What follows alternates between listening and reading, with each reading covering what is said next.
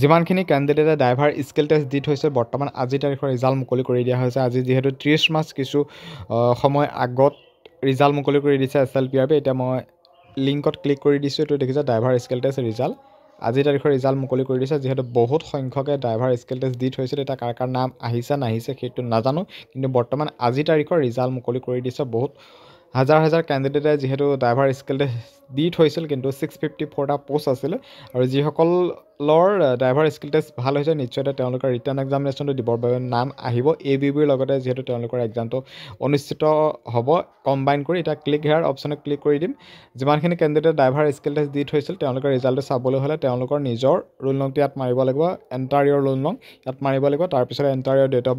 বাৰ্থটো মাৰি দিয়াৰ পিছত ছাবমিট অপশ্যনত ক্লিক কৰি দিব আৰু ক্লিক কৰি দিয়াৰ পিছত নিজৰ ৰিজাল্টটো এনেকৈ চাব পাৰিব তেওঁলোক পাছ কৰিছে নে নাই কৰা যদি পাছ কৰিছে নিশ্চয় তেওঁলোকে ABBৰ লগতে একেলগে এক্সামটো দিব পাৰিব আৰু এডমিট কাৰ্ডটো তেওঁলোকৰ